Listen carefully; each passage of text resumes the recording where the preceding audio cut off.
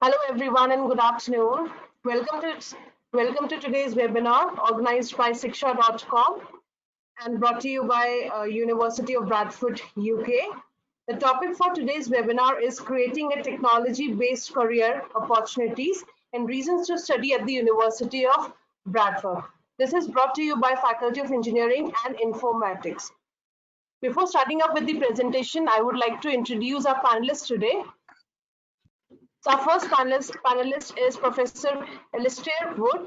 He's the Associate Dean External Relations from the Department of Mechanical and Energy Systems Engineering. Our second panelist is Dr. Dhaval Thakkar.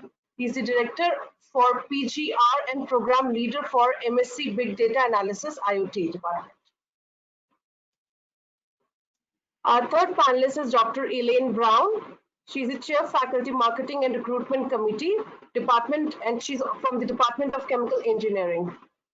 Our fourth panelist is Dr. Geev Mokriani, Program Leader for MSc Smart Grids and Energy System. He's from the Department of Biomedical and Electronics Engineering.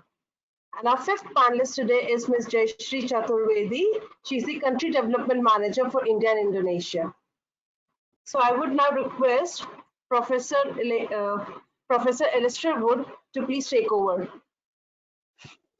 Okay, thank you very much. And hello and welcome everybody to this webinar. So yes, I'm Professor Alistair Wood, External Relations Associate Dean. So we're going to talk about a successful career, technical career today. And a successful technical career probably requires the ability to turn theory into practice. And we believe that to do this well relies heavily on building experience. So this webinar is going to look at opportunities and course offers for developing knowledge and experience at the University of Bradford. I shall be moving at pace. We've got quite a lot to cover. So Bradford, first of all, then a little bit about where we are and who we are. So we're located in the north of England. And that's where the Industrial Revolution was centered. So that means that we sit at the heart of engineering history, and arguably that's the best place to develop its future. So 3 hours from London, 3 hours from Edinburgh. We're a small country, and you can see in the background of the slide what sort of countryside is just half an hour from the city. Next, please. Next slide. Oops, thank you. So the city of Bradford, diverse, so something like 130 languages spoken. It's also young. It has the fastest growing youth population in the UK. And the third key word for the city is it's global. It was the world's first UNESCO City of Film, which puts it very much on the international scene. It's has the ninth largest UK city economy, and it combines ideas from around the globe, these 130 languages, to make its economy very resilient and very creative. Next, please. So the university, well, we were conceived as the Mechanics Institute in 1832, so just towards the end of the Industrial Revolution. The establishment of the university in 1966 made it the 40th university in the UK. And it continues to maintain effectively 200 years of unbroken engineering innovation in Bradford. And that innovation has continued as a university. We've been first to offer a UK-based business school at a university. We had the first UK Centre of Peace Studies. We offered the first UK medical engineering degree. So innovation and engineering is part of Bradford's DNA. So next, please. And most recently, we were voted the University of the Year for Social Inclusion by the Sunday Times Good University Guide. So arguably that is recognition of strength in diversity, which was what I was talking about on the last slide. So next, please.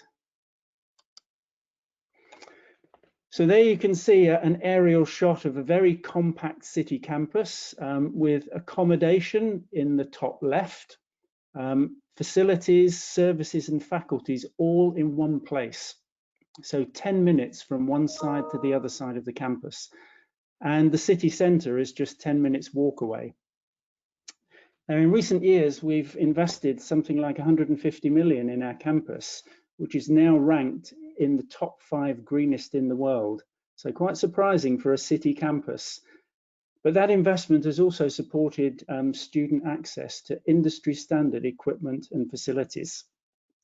Next, please. So accommodation on campus. So the green is our award-winning on-campus student accommodation. So that was in the top left of the last slide. It's one of the most sustainable in the world, built to the highest BREEAM sustainability standards. Houses often compete to use the least energy and recycle the most. Market gardens or allotments and an apiary, so that's where bees are kept, complete a very interesting campus living environment. As a student, you can have your own study bedroom with your own bathroom, so en suite, as we say here, or equally, you can share with one other person. So the green is a fantastic village as an international student to start your experience in the UK. Next, please. So life on campus, well, as you'd expect, we support sports clubs, arts clubs, leisure facilities, and many of them are located in what we call Student Central, which is one of the, or part of the investment that I was talking about earlier to support facilities and opportunities for students. And we also share the Leeds Bradford Cricket Academy. So for those of you interested in cricket, and I understand India are quite keen on cricket, you may get the chance to play against English counties. So next, please. So there's some pictures of the Student Central. So this is where you will find all your student facilities and services and support under one roof. It's also used for leisure time, relaxation, and it's run by and for students. And that's an important concept at the university. There is huge student representation. We also run company fairs and study abroad fairs at Student Central. So it's very much the hub of student life. Next, please. So a little bit more sober, back to the academic side. So our university mission is really seeking solutions to challenges that address global issues. And we base our academic endeavour around 3 themes. So that allows all areas of the university to support and interact. So those 3 themes, one of which is innovative engineering, inform all our research and our programme curricula. And they're delivered by 4 academic faculties, most often working at the interfaces of their specialists, their relative specialisms. Next, please.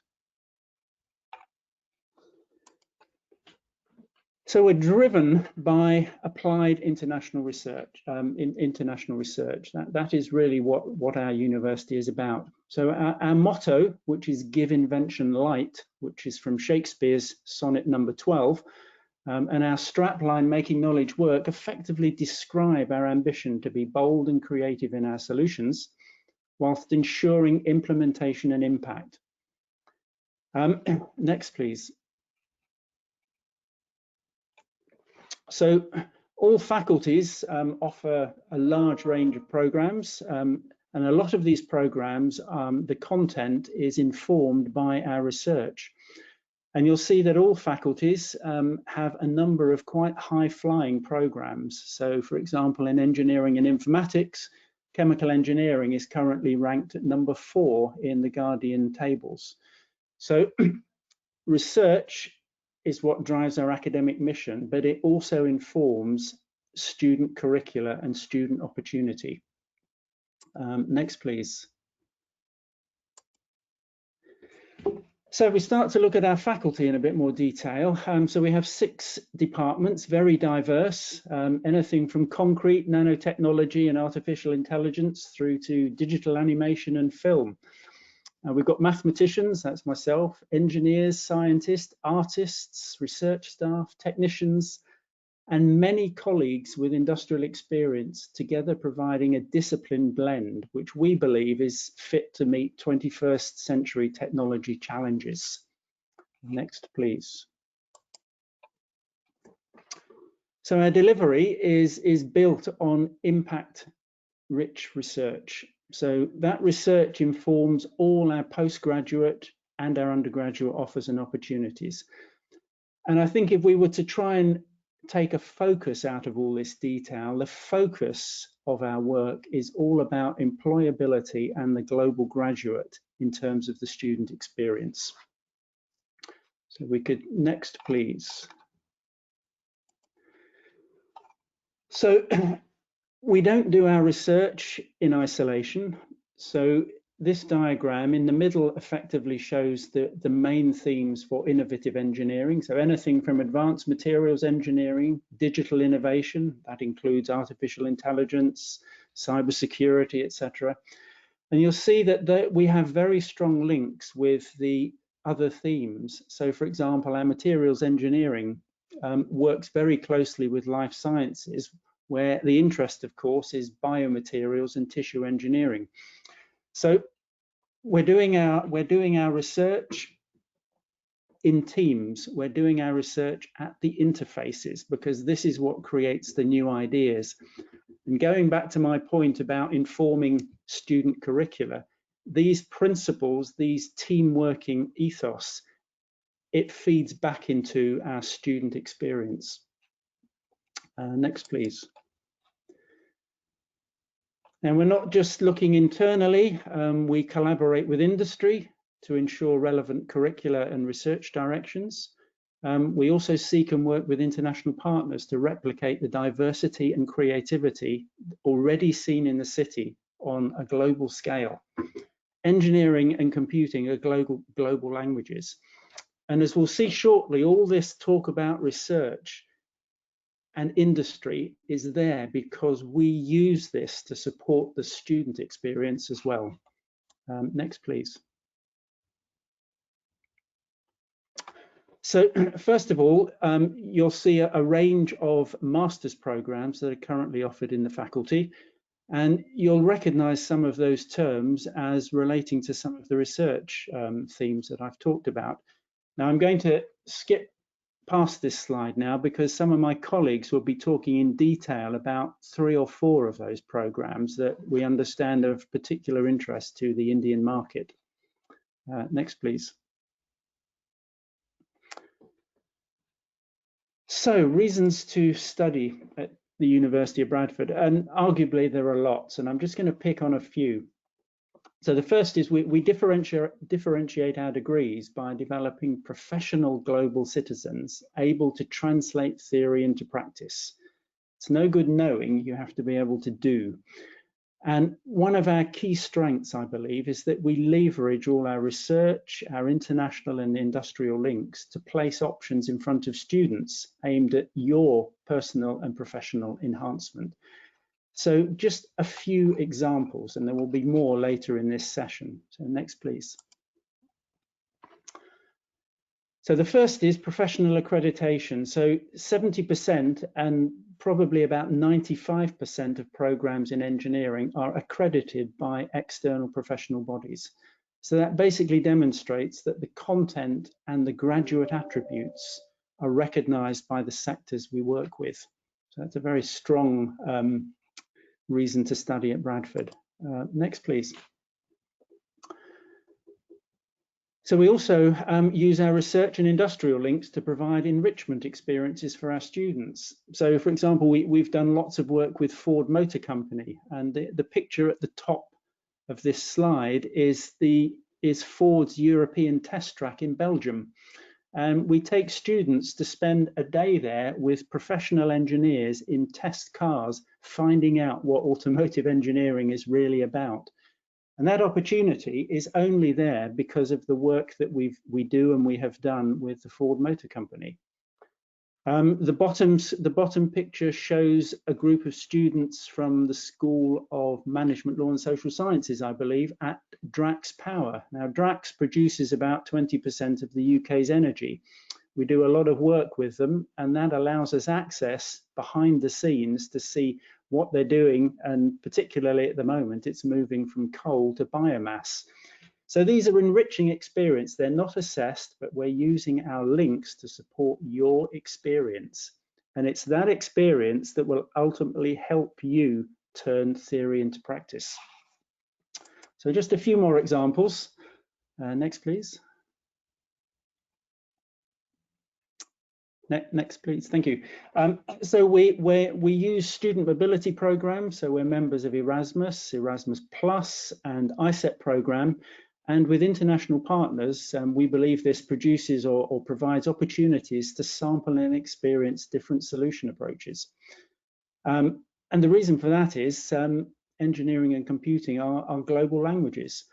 And the more that you can develop ideas and approaches from other cultures, it's going to make you a better engineer or a better scientist. And of course, the additional benefit is you develop your own personal and professional networks. So the picture there is 3 of 5 engineering students that spent 3 weeks in Nanjing in China in 2018 doing internships in local Chinese companies. So phenomenal experience for them. Next, please.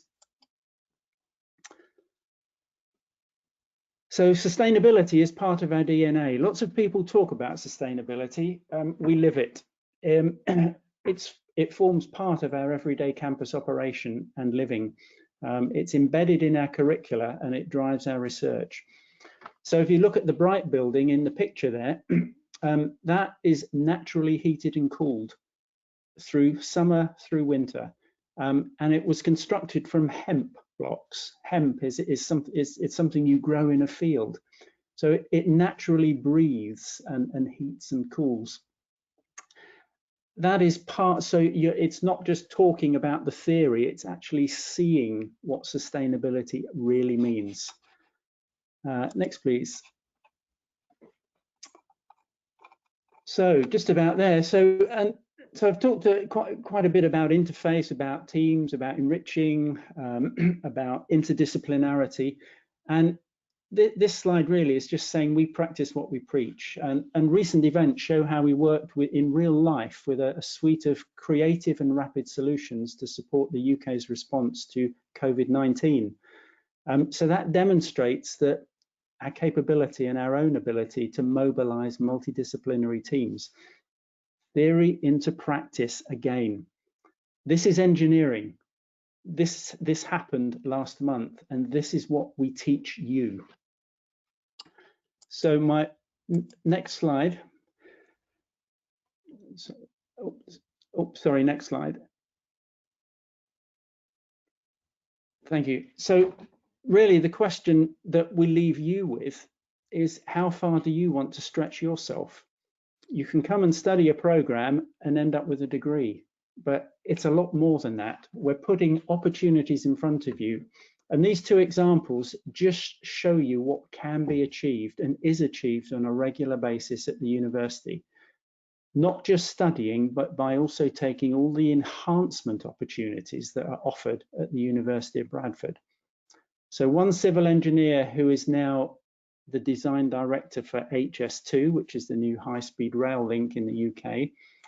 And more recently, one of our chemical engineering graduates who's been the trackside fluids engineer for Lewis Hamilton's F1 team this year. That is what you can do as well if you take opportunities available to you. So I think we're on the last slide now. Thank you very much. And just I think I was asked just to say a few words about COVID-19. So next slide, please. So obviously you've read a lot about it. We're all suffering, as it were. And in terms of the university, we are planning a phased return to campus. but you can expect to receive, certainly in semester one and most likely for the year, a kind of a blended learning approach to academic delivery. On the right-hand side of the slide, you'll see that there is a web link provided, and that takes you to the university website, which is updated regularly with information and frequently asked questions specifically there for international applicants. So my strong advice to you is to bookmark that web page. That will keep you up to date with developments towards the academic year 2021. So thank you very much for your time and attention, and hope to speak with you during the Q&A session later.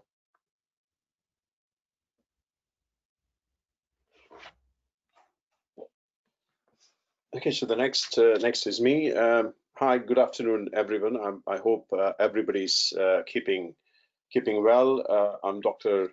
Dhaval Thakur. I'm a senior lecturer in computer science here in the faculty.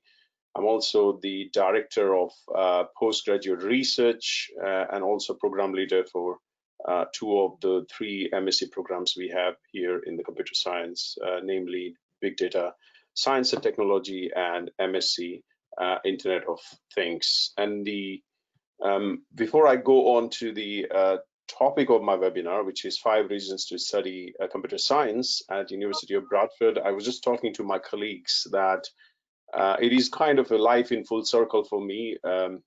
I 18 years ago, just finished my undergraduate degree from Gujarat University in India, and I was looking for master's courses and going to different university fairs and talking to different professors and lecturers from different universities. So it's really life in full circle. Coming back to the topic, which is 5 reasons to study computer science at UOB. If you can do the next one, please. What I want to start off with is talk about the growth areas in computer science, because if you are a prospective student, you want to choose a specialist area or to do a specialist degree in growth areas where there is a growth now and there would be in next 5 years, 10 years, or in longer term. And I think we can all agree, whether you have much exposure to computer science or not, that big data is one of the growth areas. We have a lot of volume of data, variety of data, velocity of data. If you can run the slide, please. The animation, please. Yeah. And I think it's quite striking if you look at this image and the quote, which is from Alan Turing in 1950. And Alan Turing, as many of you would know, is widely regarded as father of artificial intelligence, who anticipated that by 2000 we'll have storage capacity of 128 MB. This is a prediction he did in 1950, and we all agree that we have far more storage capacity, and we have far exceeded those early prediction even from somebody like Alan Turing. So you can see on the two images in 2005, in that small micro SD card we could store 128 MB, and if you look at 2014, in the same amount of space we can put in 128 gigabytes, and we are going far beyond there, beyond from there in 2020 as well. Next one, please. So this amazing amount of processing storage and processing capacity allows us to deal with big data and data which could be only described as data deluge or data tsunami, coming from all sorts of things, may it be from smart digital sensors, online bank transactions we do, mobile applications being developed, e-businesses, e-commerce, satellite images, social networking we do, or the data coming from scientific experiments such as from bioinformatics field. So this is something which is an interesting and obvious problem, and also opportunity in terms of the growth area for computer science. Next one, please. The other growth area with the availability and production of big data is the devices. Okay, so if you look at this particular figure from the bottom, in 2003 we had a population of 6.3 billion people on Earth, and in terms of number of devices, we had 500 million devices, and that brings total to 0.08 devices per person. That has increased in 2015, as we all are very much aware. Population is 7.2 billion. There are 25 billion of devices. That is 3.4 devices per person. And if you look at 2020, we are close to meeting that number of 50 billion devices with 6.5 devices per person. So that is an amazing amount of growth in devices.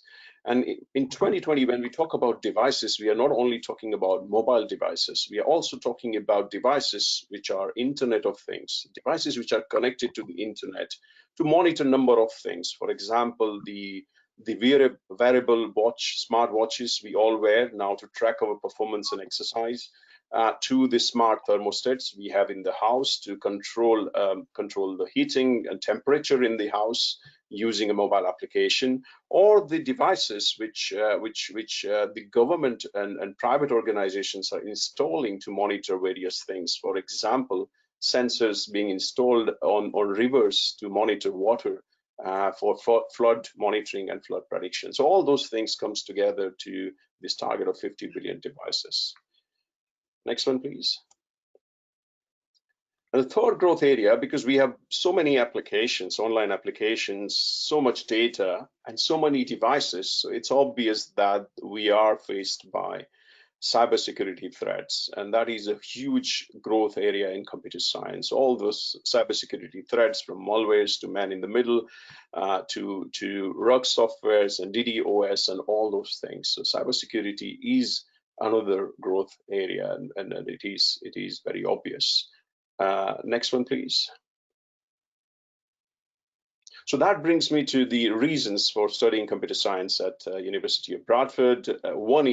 First one is we have all these three growth areas. We have a master's course, a postgraduate course in each of them: cybersecurity, big data science and technology, and Internet of Things, which is about this internet connected devices. And the fourth one, which I didn't mention here, which is artificial intelligence. Now, we all know, I just mentioned that Alan Turing is the father of artificial intelligence. So that is going on from 1950. So it's a 70-year-old field, which is coming back now because we have this amazing amount of processing capability through big data frameworks and so on, so that the research can advance now artificial intelligence algorithms far beyond what we were able to do in those last 20 years or so. So we are also taking this into account and developing a course in artificial intelligence, which is on track to start from, it is under progress, but is on track to start from January 2021 intake. The other thing I would like to mention here is that all these three other courses are also on track and under process to be offered in addition to September intake as a January to 2021 intake as well. Next one, please. So yeah, I mean, you can just Google or links will be provided to you to search for this courses. Next slides. If you can run the, yeah, thank you. And one more, please. Yeah, so I think I just want to briefly, again, when you look at our course pages, you will have all this information. But I just want to highlight a few things if you're interested in kind of things which is covered under these courses. So if you look at MSc Big Data Science and Technology, the first semester, which has got 3 modules, so which for every semester, first and second semester, we have 3 modules, 60 credit. You can see that, you know, we are covering, if you don't have the software background, or you don't have much of the software background, then we have a software development using Python as a core module. And then there are 2 other modules which are kind of core modules for teaching you about big data science and technology, including visualization. In the second semester, we take you a bit deeper into big data science using advanced machine learning, which is another core module. And we also recognize the importance of working together in a group or collaborative work and doing the projects, which is what you do as a data scientist, big data scientist. So we have a module on MSc group projects as well. And then we offer a few options to choose one module from there. And the last module is always dissertation, which is the third and final semester. Next, please. Same way with MSc Internet of Things. Without going into too much details, we have one core module on Internet of Things, which introduces you to Internet of Things if you don't have the background in hardware and software and sensor development. And in the second semester, you have a module on advanced IoT, which takes you a bit deeper into advanced side of IoT, mainly focusing on real-time processing and stream processing frameworks. And then you have a few more options and also the group project there. Next one, please. So the MSc Cyber Security is very much focused on, as you can imagine, cyber security. So we have modules around business security, but also something like ISO 27000 framework, which is very well recognized by the industry. In the second semester, we also teach you about ethical hacking in the second semester and cryptography in the first semester. Next one, please. The other reason to study with us computer science is that this is what Alistair also mentioned. We have a professional accreditation for all of our courses, and in case of computer science, it's the British Computing Society, which is accrediting our courses since the last 40 years, 40 plus years. And this makes sure that you have professional standards in teaching and content. So this is something very important to watch out for. Next, please.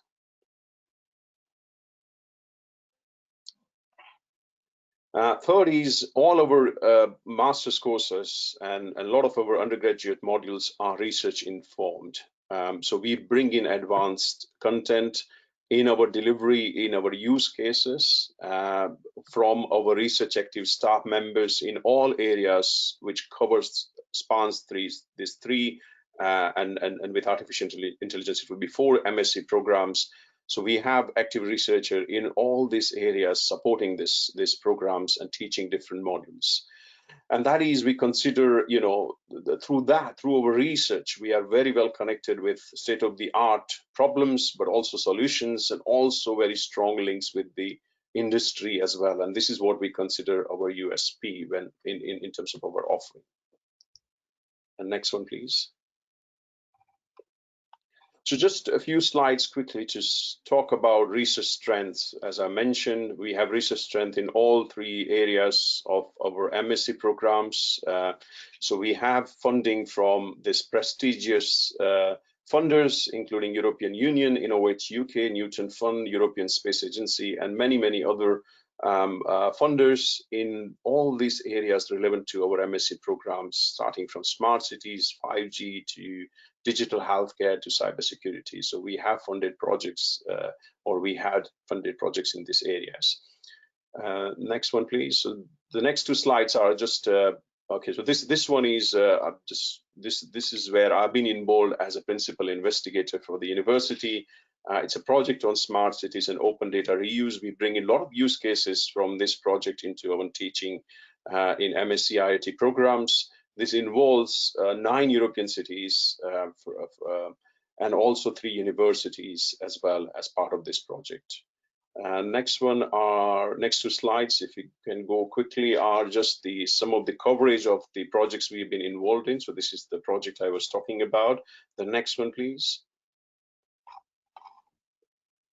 So this is another project where we are very proud of. This is as you know, 5G is something which is being rolled out, and there has been issues which have been outstanding and research issues, and we had a successful project of 3.3 million euros involvement in this particular project through our researchers working in this area as well.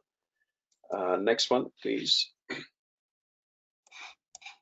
And I think the lab infrastructure for such advanced courses is important, and we have invested in our infrastructure to upgrade labs to be fit and perfect for this courses. So this is a press release on our Cyber Security Center. Next one, please. And we have similar facilities for IoT and big data with state-of-the-art kits from drones to robotics and so on. If you can do next slide, please. And next, please. And also, we take this opportunity to sort of offer even a bit more. So this is a, LoRaWAN Academy. So this is a separate module in addition to what you will study in MSc IoT program. So LoRaWAN is a very important technology to learn when you're learning about IoT. So this is something which we have aligned with an academy, very first one to do in the UK, to offer something extra to learn for our students. Next one, please. And finally, extracurricular professional activities and real-world experience is extremely important. We have something which we are very proud of, the Pi Society, which is first BCS student chapter in the world.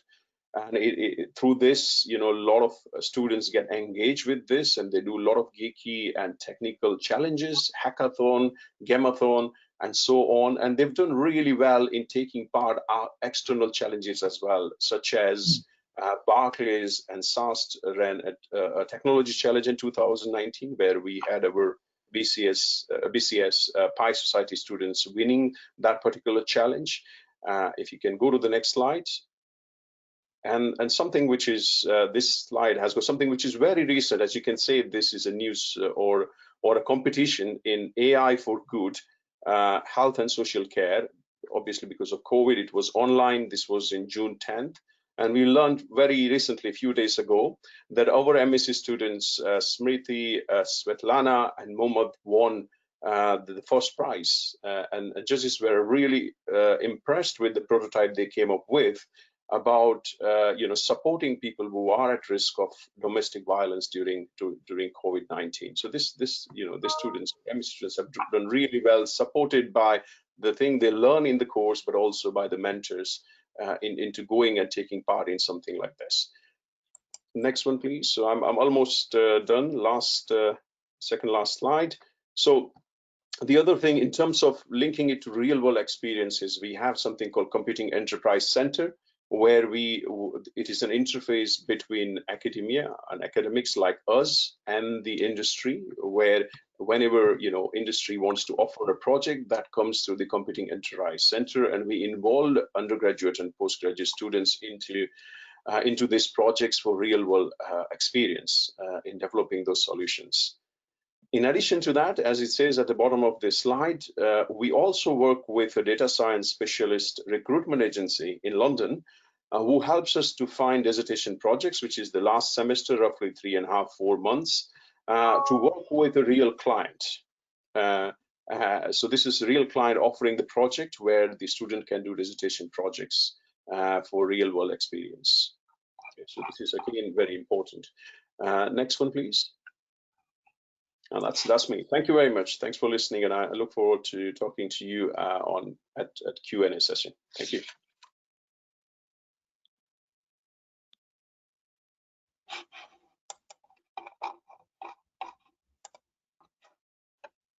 Students, we'll take a few questions.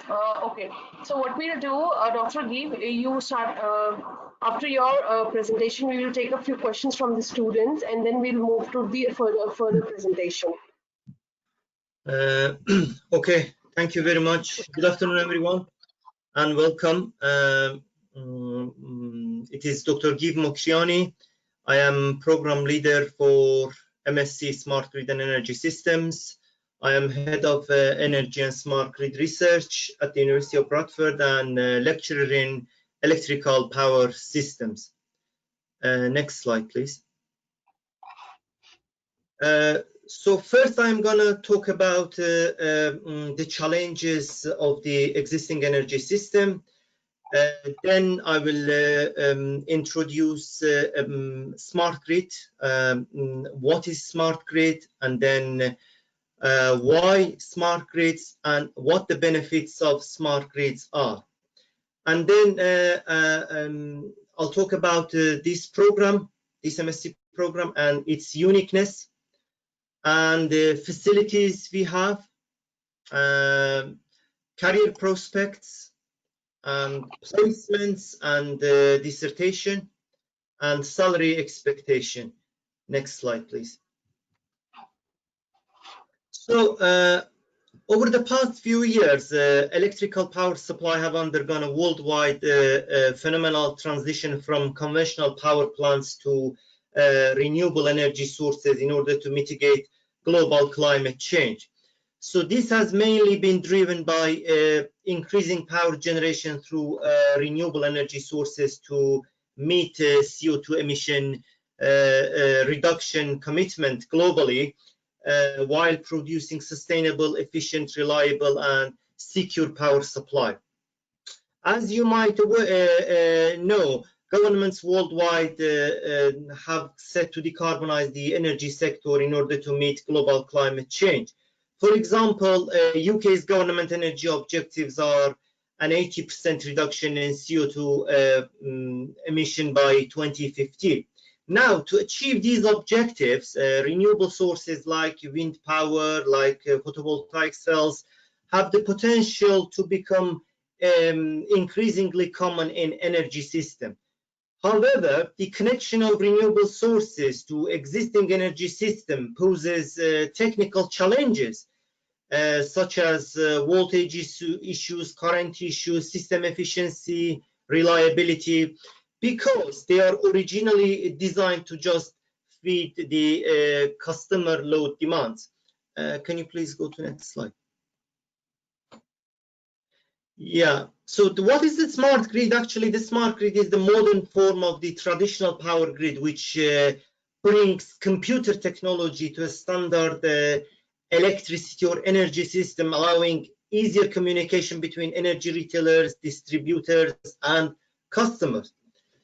So the basic concept of smart grid is to add monitoring, analysis, control, and communication capabilities to the national electrical delivery system to maximize the system efficiency while reducing the energy consumption. Next slide, please. And why smart grid? Why we need smart grid? With the technological advancements such as Internet of Things, big data analytics, and artificial intelligence, which Dr. Tucker mentioned, exploited for system control and regulation, together with regulatory and policy changes, have all contributed to the increasing adoption of renewable energy sources. So in the UK now, the current rollout of smart meters and smart metering infrastructure will open up wider opportunities for connecting the smart homes and smart buildings that would contribute to Industry 4.0 with smart energy grids. Yeah, please, next slide. So benefits of smart grid. One of the benefits of smart grid support renewable energy technology. So smart grids can help to integrate an increasing amount of renewable energy into generation into the grid. It also better manage of network outages. So smart grid can help network operators to remotely anticipate and respond to problems to fix the power outages faster and quicker. It empowers consumers. What does this mean? This means that by rolling out smart meters, smart meters can work in tandem with smart grids to give customers access to real-time information about their energy consumption and understand and control it better. Please, next slide. Okay, this program and its uniqueness. this MSc program is the only program in the UK which focuses on the multidisciplinary aspects of smart grid. I mean, the combination of power and energy systems, big data analytics, Internet of Things, economics, and environmental aspects of smart grid and energy system. While other programs in the UK, either they're just looking into pure power electronics, pure power systems, or pure environmental sciences.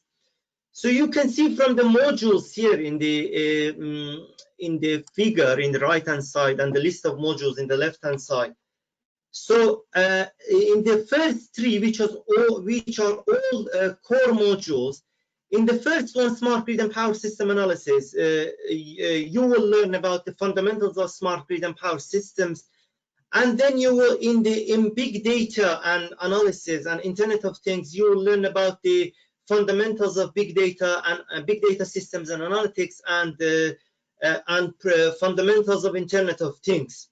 So actually now we've covered fundamentals of smart grid and the computer aspects of smart grid. Now in semester 2, you will learn about smart grid operation and economics, and you will learn about environmental aspect of smart grid in sustainable energy module, and also you will learn more about research methods and skills. And then all of these are core modules. And then from January, let's say from the end of the semester 2, you will start working on your dissertation in collaboration with industry. So I'll explain it in the next couple of slides. Please, next slide. So about our facilities, so this course is supported by the state-of-the-art facilities, including software programs called GAMS, General Algebraic Modeling System, which is a pure optimization software, MATLAB, PSCAD, OpenDSS, and hardware, including electrical and electronic engineering lab. We will be having these facilities. So this, you can see this photovoltaic cell unit. We will have this unit, and this will be connected to the grid, and we can measure the power output, the current, the voltage, the active power, reactive power, etc. And also we have the IoT Innovation Lab, as Dr. Dawal Tucker mentioned, so I don't want to go through it.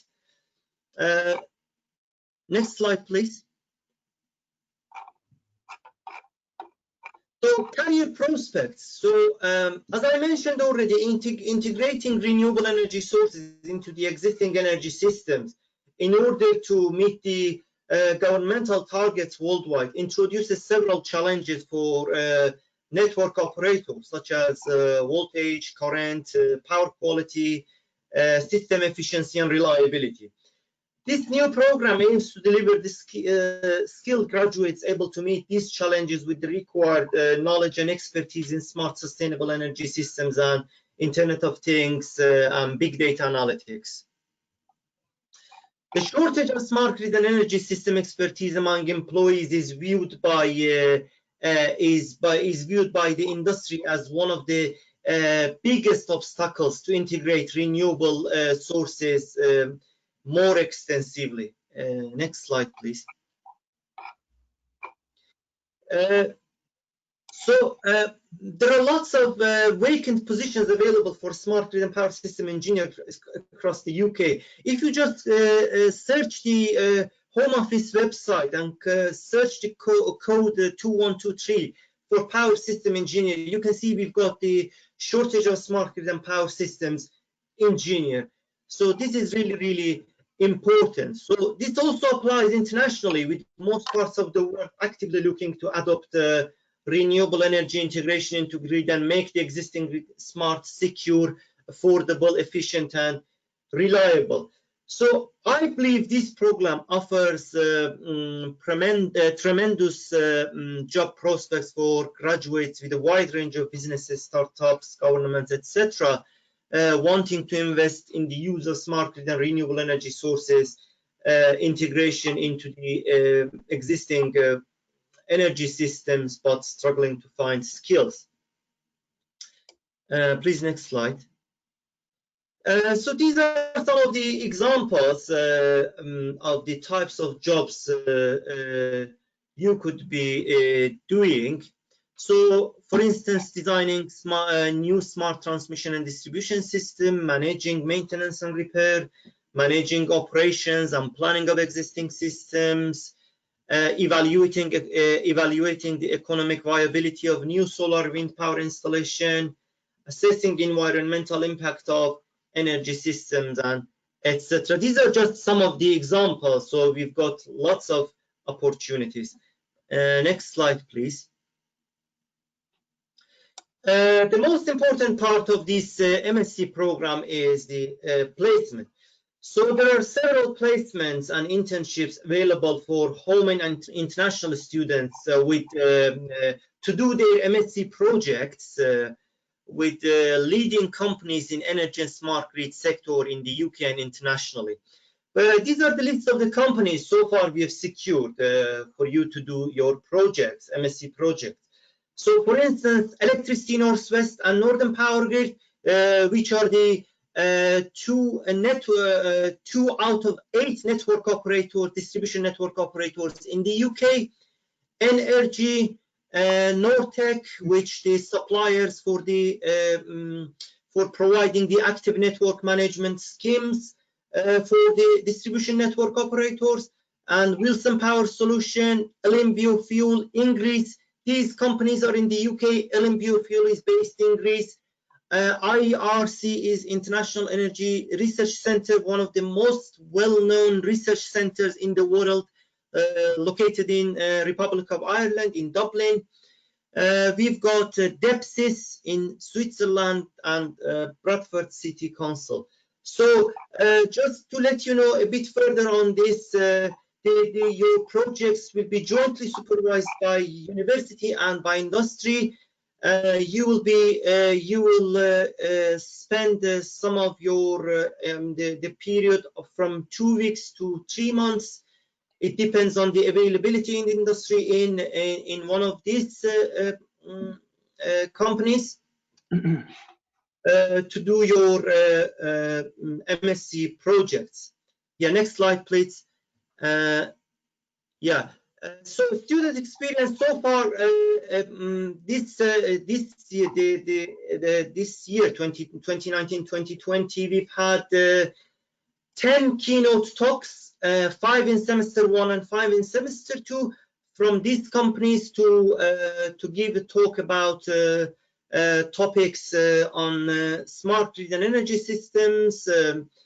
And also we've had one industry visit to Wilson Power Solution, who are the producer of transformers for distribution for companies around the world and also in the UK. And one of the well-known companies which they are producing transformer is called unload tap changing transformer is Northern Power Grid. So they are producing transformer for the areas which Northern Power Grid supplies. And the last one, the salary expectation is, so you should expect this as an annual salary of £37,000 per year, and that's it from me. Thank you very much, and hope to have Q&A session with you. Thank you. Thank you so much, Professor Guy. Now we have a few questions from students, which I will be taking up. So our first question, where the student is asking, if a student is with a BCA background, what kind of courses they can look for in a which can provide them with technical knowledge?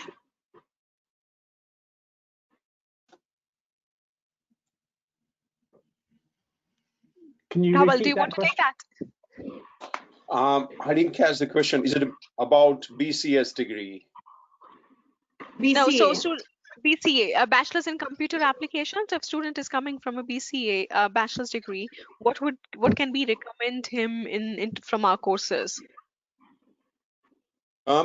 I think it very much depends. I think you have the field open to you in terms of your interests. So all our 3 courses and potentially AI goes through and available in January. You have all 4 courses available. They have slightly different focus, as it is obvious: big data, IoT, cybersecurity, and AI. So I think it very much depends what you are interested in, what your career aspirations are, but all of them are technical courses and something which is natural for somebody with the BCA degree to take on. Okay. So coming up to the next question. So this question is asked by Saicharan. He's asking that the courses which would require ground practices, how is the university planning to teach them online? What practices? Sorry. So he's asking if there are courses which would require practical, ground practices or practical involvement, how is the university planning to teach them online? Okay, so I can take it for computer science, and my colleagues can take it for engineering labs. So for computer science, I think our summer is dedicated in terms of making the lab-based software available. How do we make that available online? So we are exploring all the options from creating cloud-based instances where those softwares could be installed, similar to lab-based software. So there would be a parallel option available to do a lab work online in whatever preparation we are doing for computer science. Yeah, and I think that's fairly similar for engineering as well, because obviously a lot of our practical work is indeed simulation. So there's a lot of discussion about making licenses and software available online, but of course there are still quite a lot of physical lab experiences as well. And I was talking a bit about blended learning, and there's a lot of work underway at the moment to see how we can manage obviously much smaller classes that would allow a certain amount of hands-on practical experience as well. So those discussions are still going on, as they are at most institutions, in terms of how to manage the practical elements of very practical programs. And that's why, again, it's a good idea to keep your eye on the web link I gave. So frequently asked questions for international students. That's where the latest information will be. I think the same applies for me. So we are trying to have blended learning. So it will be a combination of online, and once we will have for the simulation labs, we will provide license, and we will provide license, and for the labs we will try to have face-to-face meetings, but taking into account the social distancing. I don't know whether Elaine's got anything to say. She's probably the one of us who actually spends a lot of time in the lab. Hello, I am here listening. Yeah, so lots of the engineering courses, as Alistair was saying, do have quite a large lab element, and at the moment we are looking at a combination. The blended approach would go for those as well. So a combination of having some labs recorded where students can look at the data, but also some socially distanced labs. What we will do, we already, as you will see when I give my presentation shortly, we already have quite small lab groups compared with many other universities. So we are just looking now at spreading those out over the weeks so that students can be safely in the labs. Okay. So the next question is from Vikram Singh Rajput. He's asking, is entrance exam waived off due to pandemic? Sorry, can you repeat the question? Like to take that? Yeah, So but All right, Okay, so I just want to inform everyone on the session today that at University of Bradford, if you are wishing to join us into any of our engineering programs, we do not want you to take any external exams like GRE or any other test of that sort. We only want you to come up with your English proficiency test. So we want you to take either IELTS, TOEFL, PTE, or for that per se, any of the online tests. However, considering that with the COVID situation and most of the IELTS test centers across the world are not operating currently, we are also accepting 3 online tests, which is Lingua Skills Test, TOEFL home test, and language certification, which I'm going to speak about in a bit. And you can take any of these tests online at home, and we do accept those scores. So you only need a score for English proficiency, not for engineering. okay. Okay, the next question is from Atul. He's asking what are the deadlines to fill up the applications for the master programs? I'll take this one as well. So we do have rolling admissions throughout. Ideally, we advise all our international students to submit applications latest by 30th of June. That is official deadline if you'll see on the website. Having said that, due to the current COVID situation, we have delayed our cohort by 2 weeks. So similarly, we are assuming that we would be open for application for another 2 weeks. So you're talking about somewhere around mid-July. But however, the earlier you submit your application, the better chances of acceptance you will have. And by doing so, you will also give yourself sufficient time to work out on your finances, to work out on your visa process in a timely manner. Okay. Okay, I'll take up the next question then. This is from Janvi. She's asking what is the scope of research in engineering programs? So could you repeat that question? Yeah, she's further said that I have done research in sustainability but my background is engineering. So what would be my scope of research in the engineering programs? Well, I'm sure Elaine will have something to add here as well, because that's very much part of our ethos. It really depends what your engineering sort of speciality or interest is. So, for example, if it was mechanical engineering, you might be looking at things like energy. You may be looking at emissions, for example, a big issue. If your interest is more along the, say, civil engineering, construction engineering line, they do a lot of work in composite materials and looking at ways of construction methods that allow you to design for disassembly. So as you're building the building, you've designed it such that you can take it down again and reuse it. Maybe Elaine has got a few things to add in terms of the material science side. Yeah, if I understand the question, it's related to research. So the examples that Alistair's given are fantastic examples, and the material science, because I work within that research area, we do a lot in terms of energy reduction during manufacturing and processing, new materials that are, so for example, I work within polymer processing, so looking at sustainable materials, so plant-based polymers, all of that side of things. But I think one important thing to note is the way we conduct research at Bradford, it's very much along an interdisciplinary approach.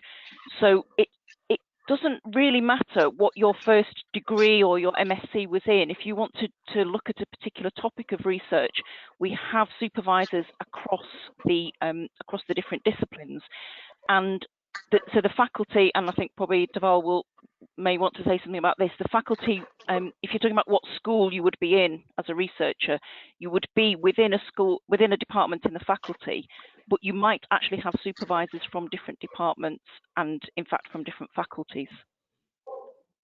Okay, I'll take up the last question before we move further.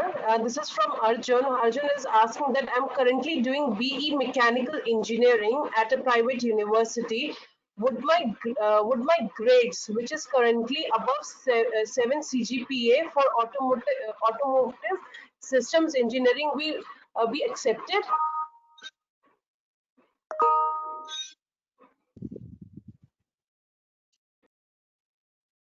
Shall I Sorry, repeat the question? yeah, we just missed out the last bit, like what are his grades?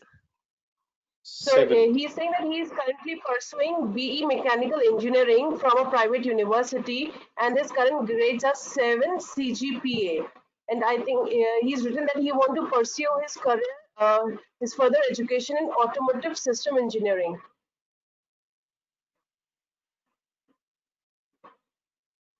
So will he be eligible with this grade? Yes, it should be okay. The grade wise, if he's coming from a private university, we're however looking forward for the cumulative CGPA across the 4 years of engineering of 7 or above. So he's already maintaining it. And with the last semester, he would be able to get more grades because last semester is usually the project which kind of contributes more to the overall grades. So he should be good to go. Like the only condition would be that university he's studying, because it's a private university, it has to be approved by NARIC. If it's a legitimate university approved by UGC or AICTE, he's good to go. Okay. Okay, I've been getting this question. I'll ask this before we move forward. This is from Gauri Seth. She's asking, what is the maximum salary expectation from a student, then BSc from your university? BSc, yes. Like a bachelor's degree. Ellen, do you want to take that? Yeah, bachelor's in computer science. Sorry, I didn't quite catch the question. Sorry, I'll repeat it, Yeah, Lakshmi. so So a student is asking what kind of a salary range can they expect after completing a bachelor's in computer science at University of Bradford? I might ask Deval to talk a little bit about that in a moment. So, but for others that are listening as well, the typical starting salary for engineering graduates is somewhere between 21 to 30,000, because it depends on what organisation you go into. But we have current students who have had job offers made for 35,000 starting salary this year, so it can be quite high. For a chartered engineer, that tends to go up to around about 70,000 is a mean salary. But for computer science, there might be some differences, so I'll just refer to Deval as well. I think the answer is almost same. So Gauri, it's a very good question. I think it's also, I would say 21 to 30. I had some figures in the hand, but I don't have it handy at the moment. But that figures do apply to computer science as well. But I have seen people getting much more than 30K, to be honest as well, between 30 to 40K as well as their starting salary, depending upon your skills. A lot of time, the dissertation is big pull in terms of what kind of dissertation, last project you do, your grades, how good you are in the skills, what skill sets are there required for that particular job. But that all matters, I think, and you can go for higher than 30K for the that sort of things. Yeah. thank you so much, panelists. Now I would request Dr. Elaine to please proceed with the session.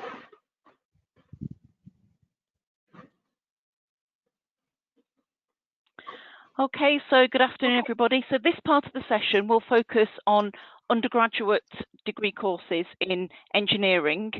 So I know up to now you've heard lots of information about Bradford as a university and Bradford as a city, and then some specific information related to MScs. So what I'm going to cover over the next 10 minutes is what you might expect and some reasons for studying at Bradford if you want to do an undergraduate degree in engineering. So next slide, please.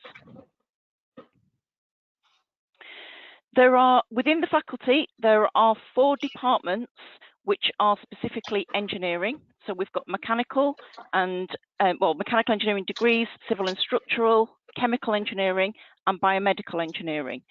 These are actually the 4 fundamental areas of engineering in addition to electrical engineering that you would find at any university. And lots of the time, students will ask about maybe specific courses in, say, aeronautical engineering or sustainability engineering. But in fact, if you study some of these fundamental courses that we have at Bradford, aspects of all of those different types of engineering do come into those courses as well. So when you're doing an undergraduate engineering degree, the important thing is that you're getting the fundamentals right. So the MSc courses that you choose, that's where you might go into some specific area that you want to focus on. But in fact, for your undergraduate degree, it's very, very advisable to go for something that's very fundamental, that is very marketable across lots and lots of companies and organizations. Next slide, please. And I know that Alistair and my other colleagues have referred to this as well, but it's really important to know when you are looking for a university, it's absolutely critical that you know that that university is high quality. And at Bradford, all of our engineering courses all have professional accreditation. So you can be assured that everything that you would study and the qualification that you would gain are all professionally accredited. And the bodies that accredit our courses are shown on the slide here: Institution of Mechanical Engineers, Institution of Chemical Engineers, Institution of Civil Engineers. These are the professional bodies. And if you want to become a chartered engineer, you need to have a certain qualification. And could you move on to the next slide, please? So a chartered engineer is somebody who's registered with the Engineering Council, and it's an internationally recognised level of engineering professionalism. But you have to have an accredited qualification up to master's level. So it's really important when you're looking at universities that you check that this is possible. And I know for the MSCs that you've heard about, this has been mentioned.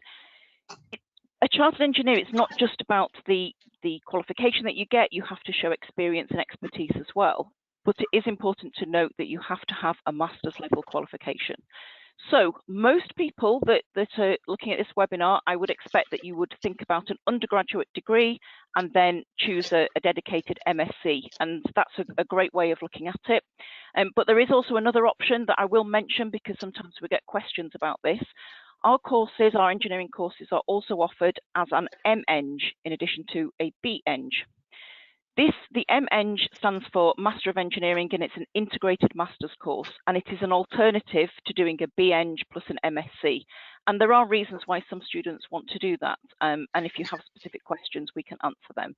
But it is something that you might want to consider. Next slide, please.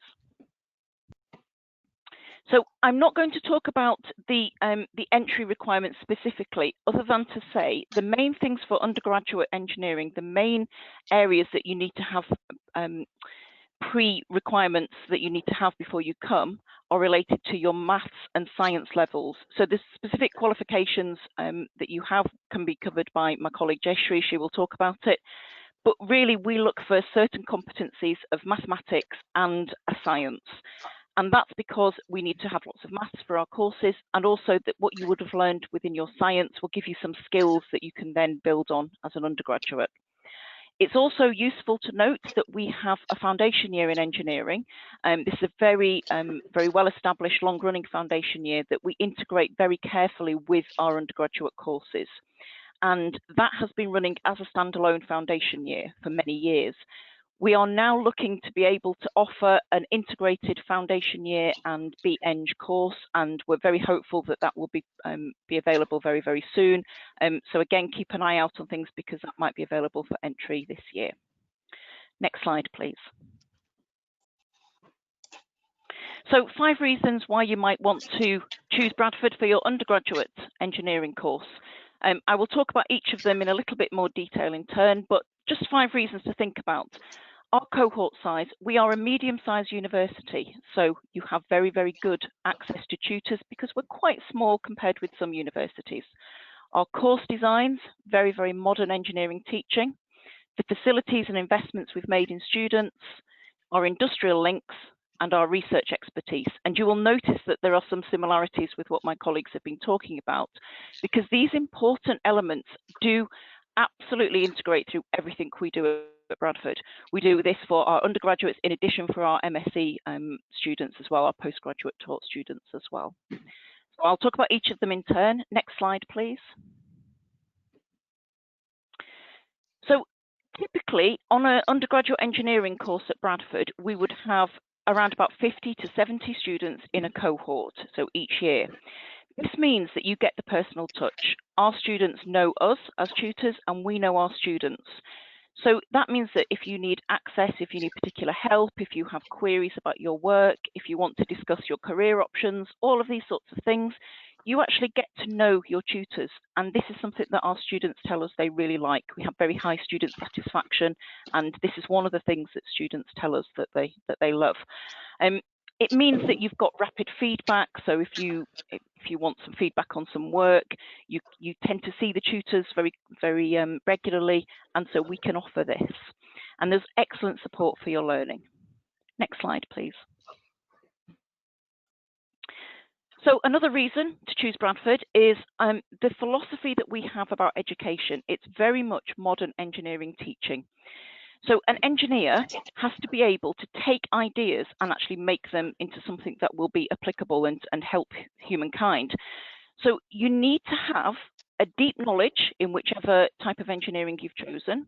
So if you look on the left here, this T-shaped professional, we make sure that our course is designed so that students get a deep knowledge in whatever they've chosen. But you also have to have a competency across lots of different parts and aspects of engineering. So there are different languages within engineering. So a chemical engineer might speak about things in a different way to a mechanical engineer. But after you've graduated, when you're working as an engineer, you will work in multidisciplinary groups. So you need to know a bit about all of these different disciplines in order to enable you to communicate well and to work well in teams. And the engineering teaching is all based on something called CDIO, which is an international way of teaching engineering, and we've adopted it very strongly at Bradford. And it stands for conceive, design, implement, operate. And essentially it means that students are given open-ended problems. So there's no right or wrong answer. There are many, many ways of solving an engineering problem. And within our engineering teaching, we put students into these situations. And then students get to come up with ideas. They get to filter down the ideas and come up then with a preferred idea. Then they can build prototypes. Then they can test prototypes. And then they can present them to the tutors. So by doing that, you're looking at performing a practice that you would then do in industry, and it gives you lots of experience for that. Next slide, please. So we've designed our courses, our engineering courses, to have a multidisciplinary first year. And this goes back to the T-shaped professional that I was talking about. It allows you to work with engineers of different disciplines, and it allows you to understand why maybe one type of discipline might want a certain strength of their material, but that wouldn't suit somebody working in, say a civil engineer might want a very good compression strength, and a mechanical engineer might want a very good tensile strength. So the same material wouldn't match. But in order to work together as a team to design an overall system, they need to be able to understand each other's needs. So within the multidisciplinary first year, it gives them the opportunity to think about other engineering disciplines as well. So many of the modules are similar for all of the students, but then the projects are specific to your chosen discipline. So if you choose civil engineering, you will do a project related to civil engineering, etc. And we use the design, build and test module within our first year to get students to work on these open-ended problems. Next slide, please. This is an important thing to think about when you're choosing what university to do an engineering degree. What is it that an engineering degree gives to you? What advantage does it give to you? Engineering degrees are not the same as science degrees. They do give you the fundamental technical knowledge, but actually, an engineering degree is designed to bring out lots of the skills and competencies that companies are looking for and industry is looking for in an engineer. So these are essentially the analytical skills, the problem-solving skills, very, very importantly, the ability to work with other people, so to do teamwork and group work. We know that the comfort zone of many students is to work themselves and to do individual work and to submit individual work. But if you then go to work in industry, you are very, very unlikely to work just as an individual. You have to be able to work across a team, across a group. And so we put you into these situations. And this is something we do really well at Bradford. We do it right from the start. We put students into groups and teams, and we have them working together. And while you're working through the theoretical topics as well, you are then developing the skills that you need. And our size and the way we design our course means that we do this really well for our students. It's also important to note that engineers need to be good at communication. It's absolutely vital that whatever we find out, we communicate that accurately and promptly. So we have a lot of emphasis on communication skills in our courses as well. Next slide, please. So another reason to choose Bradford is the investment that we've made in our students. So I've already talked a little bit about the size, saying that because we're a medium-sized university, we can get students involved with tutors. But this also means that we've got a good advantage for developing these skills in a practical setting. So you can see on the photograph here, these are labs that are used for undergraduate engineers, and we call it our multidisciplinary teaching lab. It's a large space. This is actually a third of the space, so there are two-thirds more sort of behind the camera, and we can move equipment in and out and set this space up. Now, this is what I meant when we were talking about the blended learning and how we're going to operate under the current restrictions. You can see we've got a large space and it's very, very flexible. So we can move equipment so that students are socially distanced, and we'll still be able, we hope, to conduct some practical work even under the current restrictions. Next slide, please. And this slide here just shows some examples of our undergraduate students working in the lab. So just to give you an idea, for every module that you do, we try to have some sort of practical element where that's appropriate. So students do work in groups, and you can see on here we've got accommodation. So on the left, we've got a student doing some measurements in fluid mechanics, and all engineers have to study fluid mechanics. In the middle at the top, there's somebody doing a civil engineering experiment looking at soil mechanics. And top right, we've got some biomedical students, and they're learning about cell culture here. And at the bottom, in the middle, we've got a chemical engineering lab. So again, very small group teaching within the chemical engineering lab, so students can focus on the topics required. And then bottom right, we've got a mechanical engineering testing lab looking at some tensile testing. So these are just some examples across the engineering range, but showing you that we have a lot of hands-on work. This means all students get involved. So everybody will get that chance to develop those skills. Next slide, please. And a little bit, I noticed this picture was up on Alistair's slide as well. So it's important that we have field work and outside the lab work. And you can see here, this is some civil engineering students who are up at a place called Whitby, which is in the northeast coast of England, lovely town. And they meet with the local planners, and they talk about sea defences. So it's being able to work out what a civil engineer would need to put into place if they were building some sea defences. And it's just one of the examples of off-campus work. Next slide, please. So the next reason to study undergraduate engineering at Bradford, and this has been talked about by my colleagues, it's the industry links. So just to say what this means for you as an undergraduate, if you're thinking of undergraduate study. Bradford is very, very strong in the rankings for employability, and the reason for this is the way we design our course is good for industry because we listen to what industry wants. So we don't just design our course and think, right, this will be fantastic. We consult with industrial partners all the time to make sure that we are reflecting the needs of industry. So for undergraduates, for example, we have an industrial advisory board for every one of our departments, and our industrial advisors will come and they will talk to us about the big problems that they see in the future for their divisions, what kind of areas of interest they think that their organizations will need to come up with solutions for. And then we can try and weave those issues, those engineering issues, into our teaching. We also have guest speakers, so lots of modules will have an industrial guest speaker coming in, and they will be able to speak to students about their own experiences and maybe about the issues within their areas. And then another way that this links very strongly with undergraduate teaching is in the industry projects. So when I talked about the design, build and test projects, many of these are actually suggested by our industrial partners.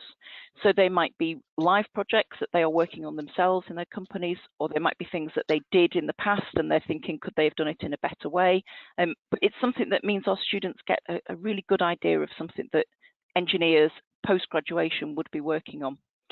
And the other thing that I would mention at this point is it's worth thinking about doing a sandwich course with an industrial placement. You can do a one-year placement, and that can be across all sorts of industries. This year we have students working pharmaceutical industry, aeronautical, materials, chemicals, automotive, all the different industries. In fact, just before coming on this webinar, I was having a meeting with one of my students who's out in the automotive industry now. So we have lots and lots of opportunities that our career service can help students with in finding one-year placements as well. Next slide, please. So the final of the 5 reasons that I'm giving for undergraduate engineering at Bradford and why this is a good choice for you, links to our research and knowledge transfer. And I know my colleagues have talked about this. This absolutely runs through everything that we do at Bradford. We have research-led teaching. All the people that teach you are research active engineers. So we don't have separate people who work as engineers and then some people who work as university tutors. We work as engineers at the same time as doing our university tuition. So we're running research projects at the university as well. So what this means for an undergraduate is from the first most obvious choice would be access to some final year projects that are linked to live research. So we offer those. So you can see here, there's some images of the labs in which I work, and students come into those labs and do their final year projects. We also have, from time to time, we have different internships. So we might have summer internships within the university as well. And if you want to differentiate your undergraduate degree from different universities, a good tip is to look at the research links with the undergraduate degree. So look to see how the research is embedded into the degree in terms of things like optional modules, modules in the third and the fourth year of the degree courses, because in many universities, these are linked to the engineering research. But some universities do not link very, very strongly. But at Bradford, we link this very, very clearly. So we have live research that then feeds directly into our modules and our optional modules. Next slide, please. And this again links to what Alistair was saying. We need to, as engineers, one of the big things that people maybe don't realise is that how much engineers are relied upon for responding to global emergencies and global challenges. And so here's an example of actually in the lab that at Bradford at the moment, we have engineers who are working building these personal protective equipment, face shielding. In the UK, lots of people began to help for a COVID response, and we had people all over the country trying to use 3D printers in their homes to try to provide personal protective equipment. And you might have seen this on the news. But ultimately, we need very high quality equipment to go into the hospitals, and we need to produce them in great numbers. So it's not enough to have a home industry for this. We need to have a proper engineering response. And already at Bradford, since March, this has now been set up, and we are able to produce 5,000 parts a day, which can then go straight to a company that we're working with that can then provide our doctors and nurses with their personal protective equipment. Next slide, please. And this is my final slide, but it does link to the research and to what I was just saying about the rapid response to global challenges. This then will feed through to our students. Absolutely, the challenge that we have faced at the moment with COVID-19, there will be projects for our engineering students linked to that next year already. We also have world-leading research across all different branches of engineering, and the research projects do feed into our undergraduate courses very, very nicely. Say in first year, there might be some ideas, some examples, some tutorial examples that link to research, through to second year where we start to bring students into research labs to do some, to look at some demonstrations, through to third and fourth year where students actually get to come into the research labs and do some work with us if that's the option that they choose. So this keeps the courses fresh, and it gives them unique selling points that are different from anywhere else and any other university that you could look at. And that brings me to the end of what I'd like to say about undergraduate engineering at Bradford, but I definitely will be here to answer any questions. Thank you.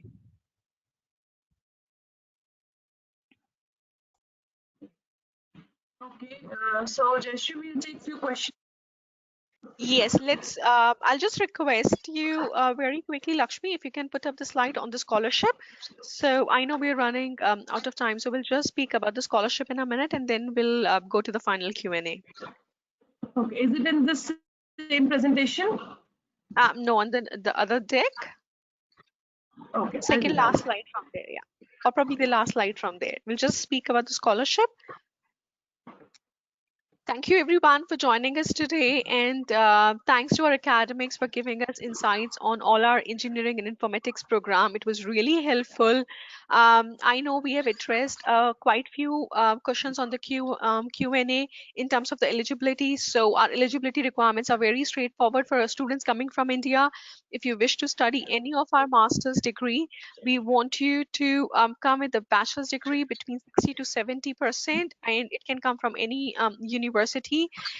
If you come from a private university, just ensure that university is either AICTE or UGC approved. The application process is very simple as well. You just need to go on our website, find the right course for yourself, and you can put in your application. There's no application fees. It's just that you need to fill in the application form, attach your academic documents along with your statement of purpose. Considering the COVID situation right now, we have waived off the requirement for recommendation letter. So what we are looking at is we just need you to come up with bachelor's degree, or 12th certificates if you're coming for undergraduate degree, IELTS or any English requirement if you have done the test. If you have not done it, that's absolutely fine, because once you submit your application, will help you in getting those requirements sorted, and a statement of purpose on why do you wish to study that particular course. And more information can be found on the website, and I'll share my contact details in a bit, so you can definitely reach out to us to get more information on the process. Before we address our Q&A, just want to let you guys know that every Indian student student coming from India, irrespective of the nationality, gets a straight away scholarship of £3,500. And engineering is part of that as well. But in case if you wish to study any of our courses in peace studies and international developments, then you have a scholarship of £5,000. So being an Indian student, you get a scholarship between £3,500 to £5,000, depending on which course you are studying. We do also support certain external scholarship. You have the link there. Once you have the offer letter from the university, you can always apply for those external scholarships. This is it from my end, and I'll leave my contact details in the chat box as well. So if you have any doubts, any queries, reach back to us, and you will also get an email from us later this evening with our contact details. If you wish to get in touch with any of the academics, please feel free to do so. Thank you. Lakshmi, over to you. Yeah. So we'll take a live question from Renis. Renis, I'm unmuting you. You can ask your question to the panelist.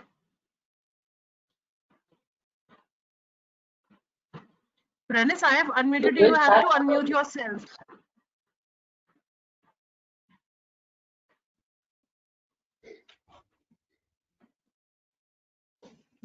I guess she's self-muted. Okay, we'll take another question.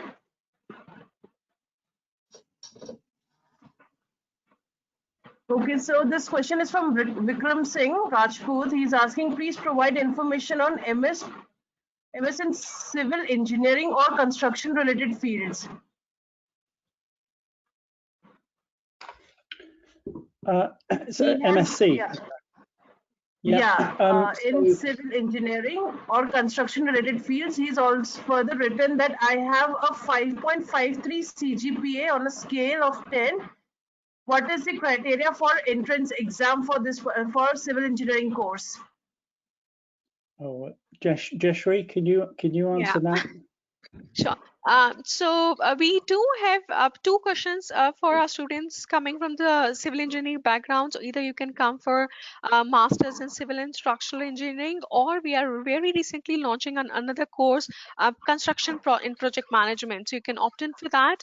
As far as the requirements are concerned, as I mentioned earlier, we need the CGPA of minimum 6. However, we do look at students with low CGPA. So if you're coming with low CGPA, we would like to know if you have any work experience, even if it means it's an internship or a project you have done.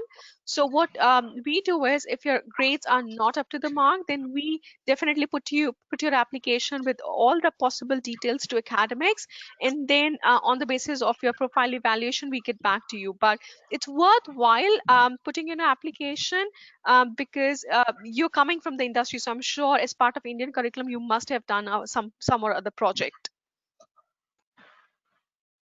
Okay. Yeah, and I think one of the I was sort of referring more to the entry requirements, because one of the key elements of this new MSc is that one of the modules will be delivered by industrial partners as well. So it's about embedding and bringing in real experience into the program. Okay. So the next question is from Atul Sharma. He is asking for the entry criteria for computer science program, and does this program require work experience just like MBA? Sorry, before we answer that, can I quickly ask you, Lakshmi, to go on to slide number 66, please? Sure. Because we can leave that open and that will give a clarity in terms of entry requirements. 66, please. Sorry, one more back, 65, yeah. No, 65, yes, we can just leave this up, yeah. In terms of entry requirement, I'll again mention for all our master's degree from the Faculty of Engineering and Informatics, we are looking at CGPA or a percentage of 60% in the bachelor's cumulative for 3 or 4 years degree. If you are having a limited, less grades as compared to 60%, then in that case, we would ask you to come with some experience. But work experience is not a mandate requirement to study any of our master's degree in the faculty. Okay. Okay, so I have next question from Payal. She's asking, I have completed my BTech with 9 CGPA and MTech in Environmental Engineering with 9 CGPA. I want to pursue again MS in Project Management or in other environmental ground. And can I pursue my PhD after doing my MS in the same university? Well, certainly, yeah, certainly in terms of PhD, yeah. I mean, we, in fact, in a way, we sort of recommend going through an MSc route first because it gives you as a student a good understanding, or at least a good idea of just what research might entail before you embark on it, because it can be quite a lonely experience sometimes. But also from our point of view as well, it gives us a good chance to understand perhaps what your strengths are as well, and in fact what things perhaps we need to work on in order to make a successful research project. But yes, the simple answer is yes. MSc followed by a PhD is quite a familiar pathway. Okay. Okay, so the next question is for Dr. Geeve, and this is from Grace.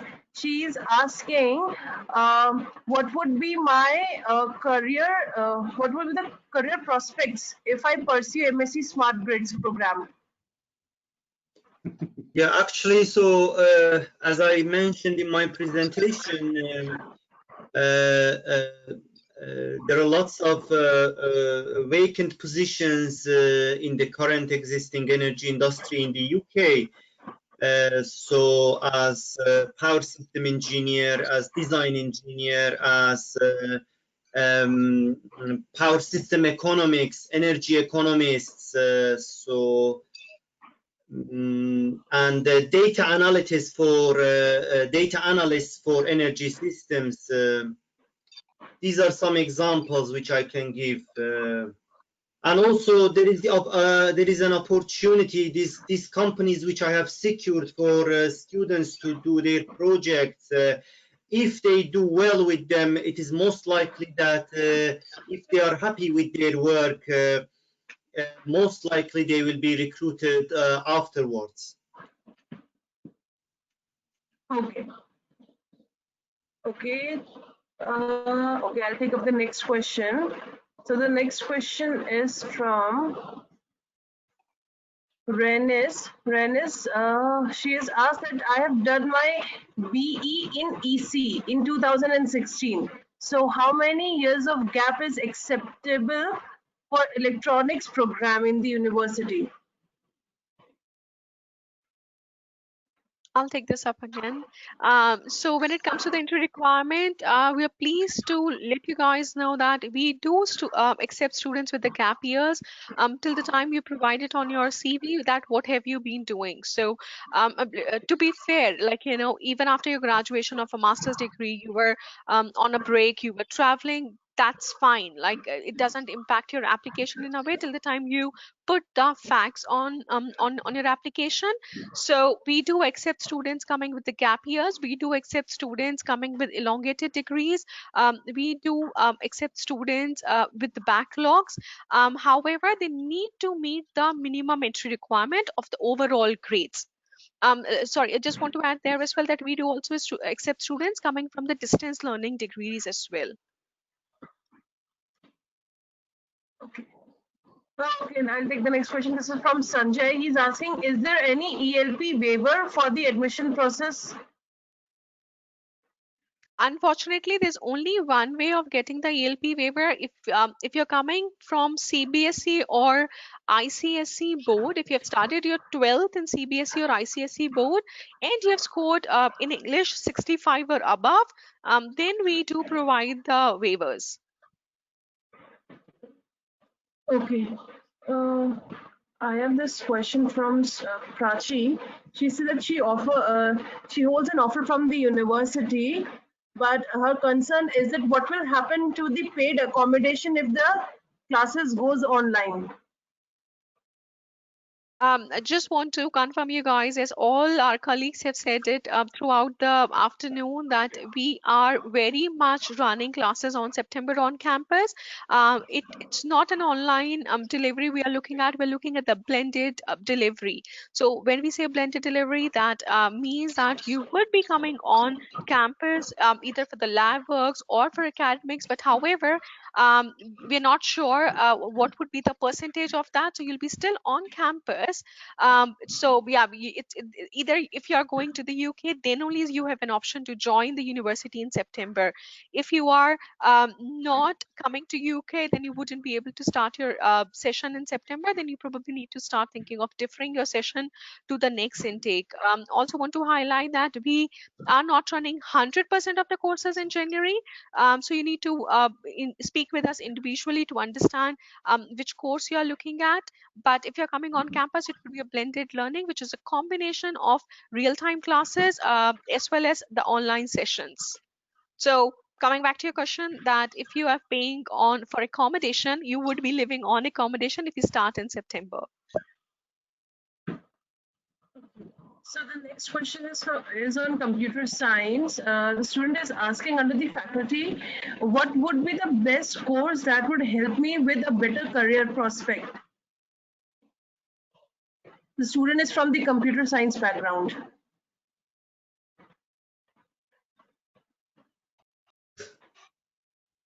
Okay, I was in mute, I think. So I would like to say distinction. Anything about distinction is good, but often it's the picture is more complicated in terms of when you go for the interviews, better grades do help. But also if you can demonstrate the work you have done, and again, repeating what I said before, for computer science, I think dissertation, in addition to the grades you have for other modules in first 2 semester, is extremely important. How well you do in your dissertation, kind of project you do, and kind of output you produce is very, very important in terms of the employability later on. Okay.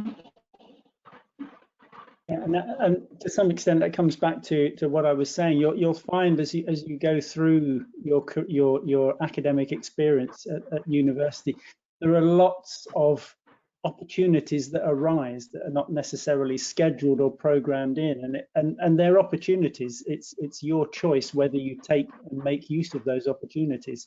But the more you do and the more you get engaged, the more you'll have to say and show and demonstrate when you say come to interviews, for example. So it's your choice.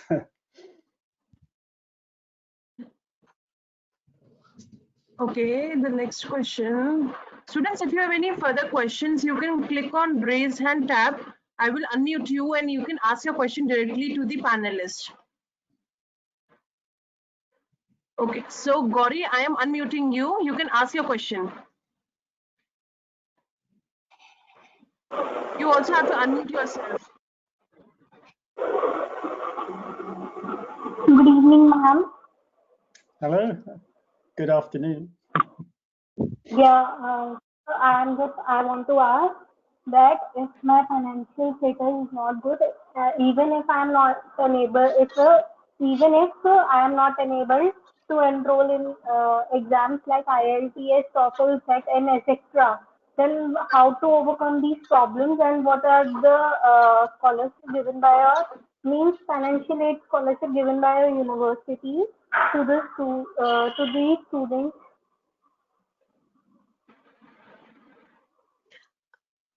Thanks for the question. I'll just highlight what we spoke a bit earlier, that the only scholarships we have available at this point in time for international students is a partial scholarship, which is £3,500 to £5,000. But as you rightly mentioned that, like, in terms of the overall expenses, 99% of our Indian students are self-funded. And the best option to fund your education, Gauri, is to go for the education loan. Like, all the major public banks like Bank of Baroda, State Bank of India, Punjab National Bank, they do provide education loan to international students. But the process starts, the very first thing is you need to put your application, you need to get the offer letter from the university. Once you have the offer letter from the university, then you proceed and approach multiple banks for education loan. Also want to let you know that most of these banks have discounted interest rates for female students. So if you're applying for yourself, you might have a very competitive interest rate, which is between 8 to 9% as well, if you're applying for education loan. But education loan process is something you have to do it by yourself. We do have multiple partners in India. We can put you in touch with them, and they can support you and help you with your loan process as well. But the process starts once you get the offer letter from the university. Okay, thank you, ma'am. Pleasure. Thank you. Good luck. Thank you so much, Gauri. Okay, next question I'm taking from Sanjay. Sanjay, I'm unmuting you. You also you can ask your question to the panelist. Good afternoon, ma'am. So recently I just asked a question about the ELP waiver. So I was answered that if I study the CBSE for 12th standard, I will be eligible for that ELP waiver. So I have pursued my CBSE exams, and I have in 12th standard I got 84% in English. So currently I'm next year I'm planning to make an admission in the abroad. So am I eligible to apply now in the current situation for fall 21 master course? Yes, we are very much having applications open for next year as well. So, see, the best part is the sooner you apply for your applications, the earlier you get the decisions. Plus, at the same time, you give yourself sufficient time. So you can always put your application, get the offer letters now. And what if you are right now, you're thinking you want to study in fall or September 2021, but by January 2021, you decide that, okay, I'm ready because I have an offer. Everything is falling on place. Maybe you end up joining us in January 2021. So, yeah, please go ahead and put your application for whenever you think you're ready. Yeah, okay, ma'am. Thank you so much, ma'am, for answering the question. Good luck. Thank you. Thank you.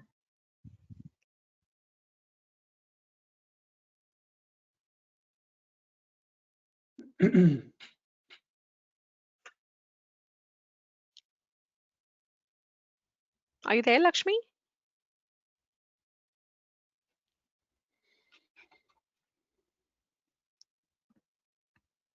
Yeah, I'm there. I'm just putting out the questions. Students, if you have any further question, please click on raise hand.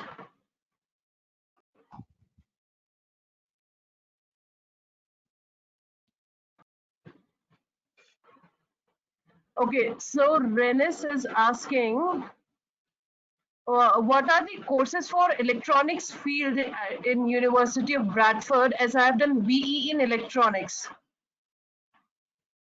Yeah, this is I think the most relevant course for students who have done electronics is MSc Smart Grid and Energy Systems. I think so. Plus computer science, maybe. Yeah, I mean, sorry, carry on, Deval. Sorry, I was going to say that, depending upon your interest, smart grid is obviously one option. But if you are interested in the boundary of software and hardware, the Internet of Things, MSc in Internet of Things is another option you have. And I would also raise a hand for engineering options. So although we don't have an electronic engineering program at Bradford, we do have biomedical engineering, which absolutely matches together. It's basically a cross between mechanical and electronics, and with some biological modules as well. So the kind of things that students will be developing in master's courses there might be looking at things like prototype devices for medical aids and things like that. So the electronics is one way of applying it in a completely different field that you might be interested in. Okay. Okay, so I have another raise hand from Grace. Grace, I'm unmuting you. You can ask your question. Grace, you have to unmute yourself.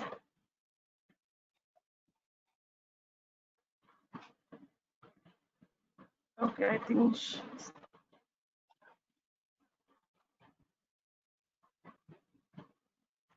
Okay, I have next question from Prachi. She is asking that the entry criteria for UG program shows 80, 70, and 75% for in the 12th grade, but I have 69%.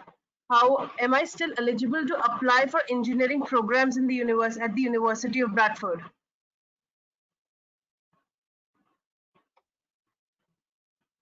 Ellen, do you want to take that? So as I understand it, we're saying that the student has 69% and our bottom grade boundary is 70. Yeah. I think with it being so close to the grade boundary, I think it is something that the academics would look at. It's, as Jeshri was saying before, that we don't just look at academic qualifications. We would look to see what subjects you had done well in, and if there was any particular subject that you struggled in. So we would take an individual look. One of the things that we think is really important at Bradford is to look at diversity in our students. So this does mean that we do look at individual applications very carefully, because we don't just want students to come with one viewpoint, because that doesn't work in an engineering team. We have to have lots of different engineering viewpoints working together, and that filters all the way down to our entry as well. So I would say with such a borderline entry mark, you should contact us and we would try to have a look at your application and see if there was something that we could do. We do, of course, have our foundation year, and we will be offering this integrated course where you have a year of foundation year followed by the undergraduate course, and that could be something that would interest you. What that does is it really prepares you with all the subjects that you really need to be a successful engineer. So we go in very great depth and we cover the areas that students need, but we do give a lot of support as well. So there are some different options. She's further shared that in her physics and chemistry, she has scored between 60 and 70. In maths and English, she had scored above 70.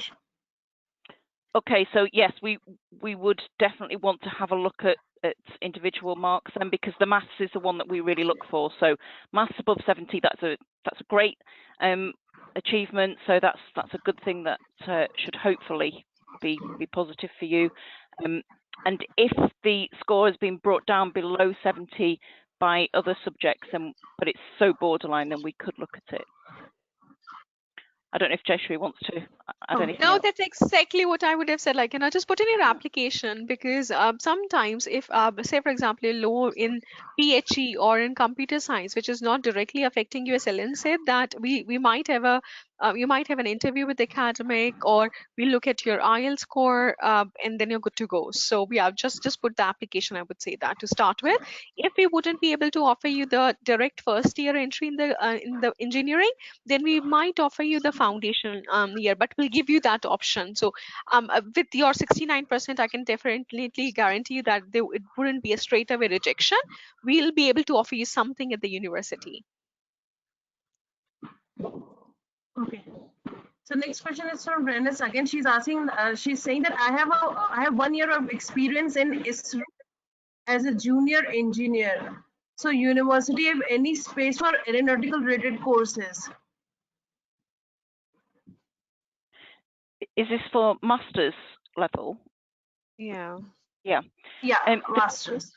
So for aeronautical related, the closest we have would be within the mechanical engineering sphere. So we don't teach aeronautical engineering just as a standalone subject, but many of aspects of an aeronautical engineer's requirements come under mechanical engineering.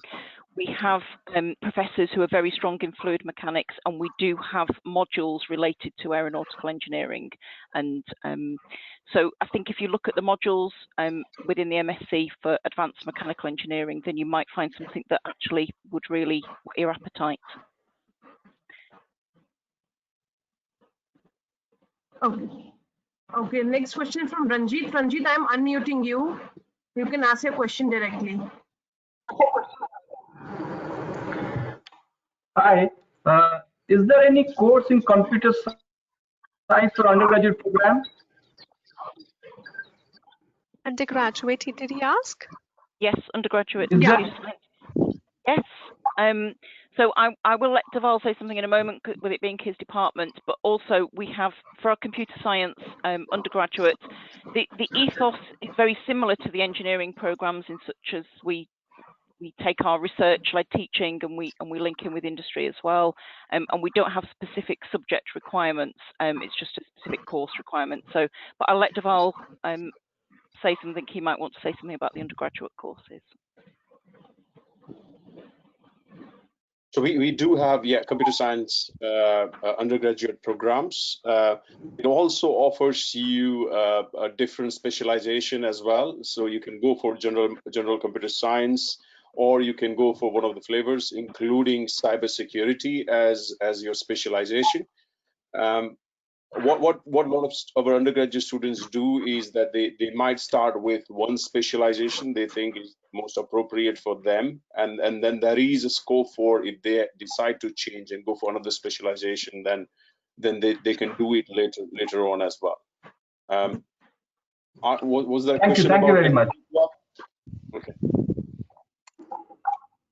Just want to add there, when you're looking at computer science courses, we also, like, of course, we do have computer science, but we also have another range of courses like animation, visual design. So that's something like, software engineering. Those are the set of courses within the faculty you can consider. And I think if I add something, I think we also run a placement year with that. So there is a sandwich option as well. So you can do 1 year in the industry where you get a placement, and then you can come back and do your final year. So it could be either 3 or 4 year course. I know that in India, as I did my engineering bachelor's degree from India, it's 4 years. Here you have an option to do either 3 year or a 4 year course, especially for computer science. Thank you so much, Ranjit. Okay, I'll take up the last question for today. This is from Gauri. She's saying, can I submit my application before attempting TOEFL or IELTS, etc., as I am now in 12th grade? Yes, she can. So Gauri, you can definitely put your application with your 10th marks, 11th marks. If you have 12th predicted, that's so you can submit it. If not, then absolutely fine. With your 10th and 11th marks, you can go ahead your application. We'll ask you to do one statement of purpose and one recommendation letter. But again, recommendation letter is optional for now. So your English exam and your recommendation letter, you can get us somewhere around next year, I'll say April, May. So after your 12th board exam, you can get those documents sorted.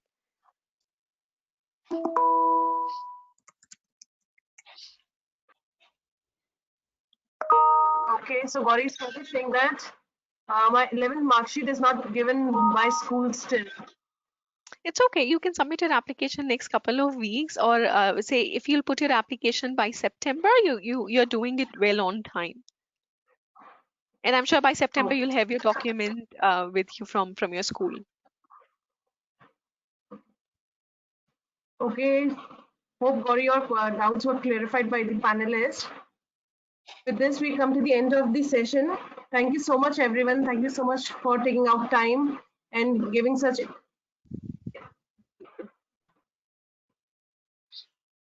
Hello, am I audible? Yes. We just lost you there for a minute. Okay. So thank you so much, panelists, for taking out time today and sharing some such beautiful information with the students today. I hope this will help the students in applying to the university, applying to the right course, depending on their profile. So thank you so much, everyone, for taking out time today. Yeah. Thank you. Pleasure. Thank you for hosting the session, Lakshmi. Thanks everyone for joining us. Thank you, academics, for your outstanding support. Definitely, you have shared so many insights on the university, which we usually miss out when we give a generic presentation, especially with the faculty. Many new insights for us, and I'm sure that will help everyone who have joined us today in making the decision. Thank you. Thank you very much. All the best, everyone. Thank you very much. Thank you, everyone. Bye. Thank you. Have a great day. Bye-bye. Thank you. Bye.